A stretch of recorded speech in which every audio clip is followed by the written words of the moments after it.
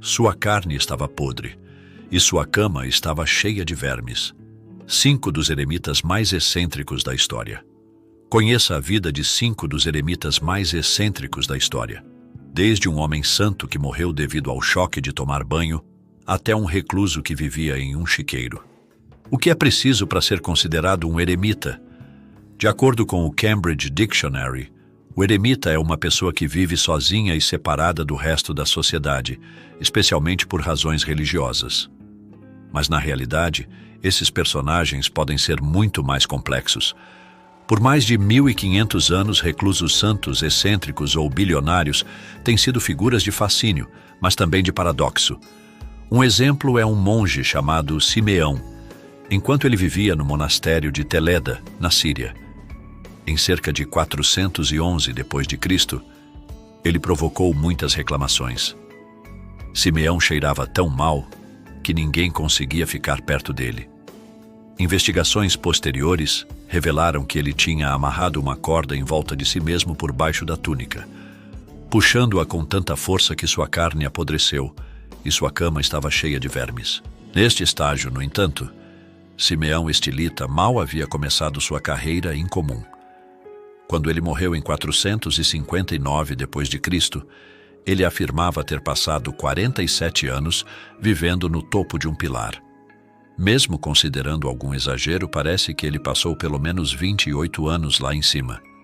Para ser preciso, houve vários pilares, de altura cada vez maior. O último com 18 metros de altura. Medindo 1 metro de diâmetro, seu pilar final suportava uma plataforma de tamanho considerável, com cerca de 4 metros quadrados no seu topo, e inicialmente tinha uma cobertura de ramos de palmeira para proteger do sol e da chuva.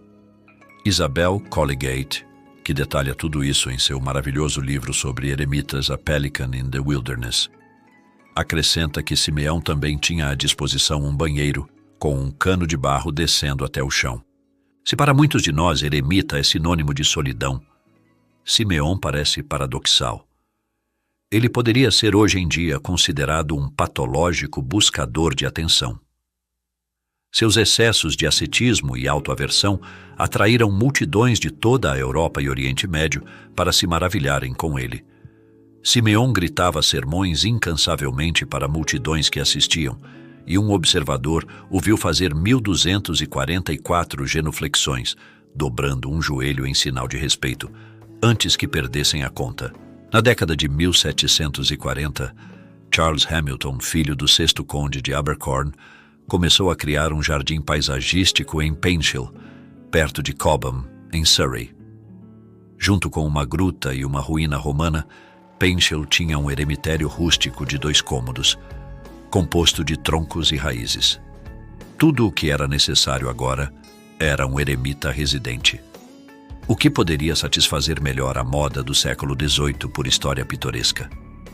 E então Hamilton anunciou num jornal a procura de candidatos, enfatizando que o eremita deveria continuar no Hermitage por 7 anos, onde receberia uma Bíblia, óculos ópticos, um tapete para os pés, um puff para usar como seu travesseiro, uma ampulheta para seu relógio, água para sua bebida e receberia também comida da casa.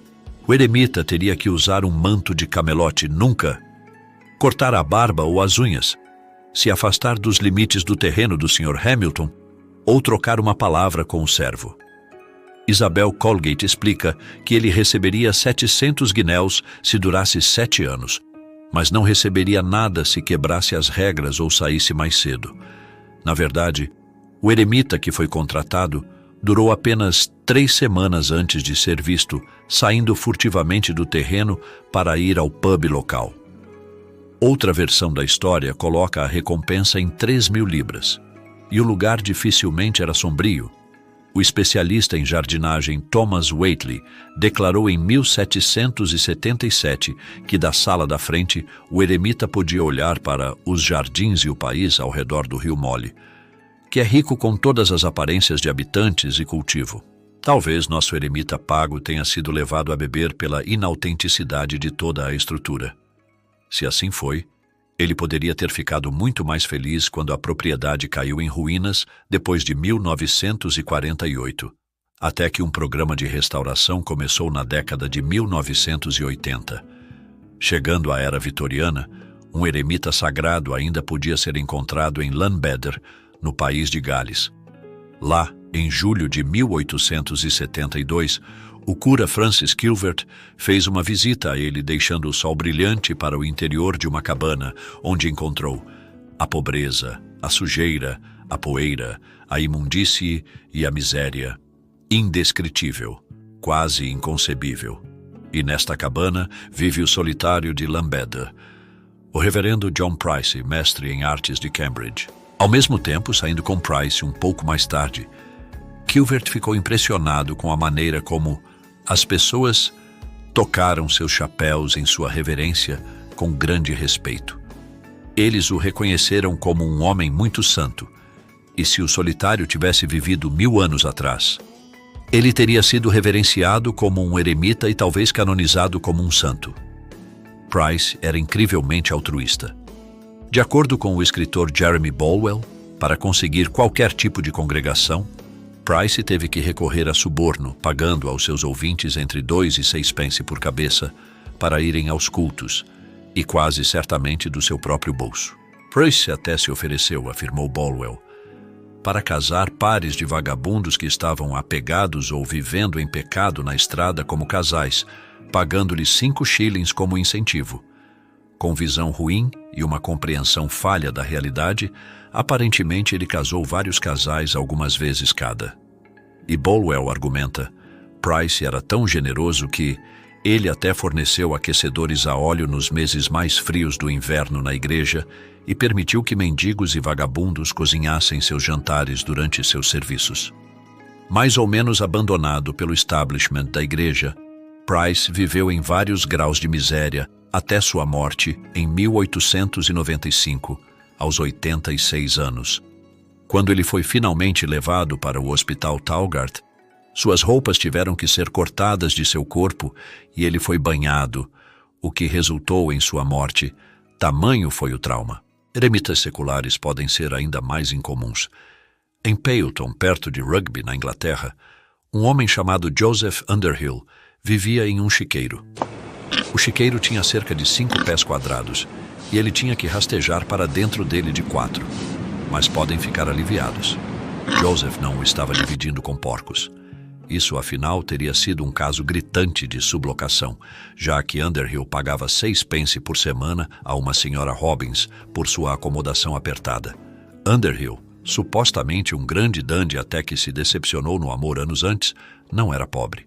Em fevereiro de 1890, 2 garotos foram acusados de roubar 26 libras dele. E o relato do roubo no jornal declarou que ele deu quase 200 libras para serem depositadas.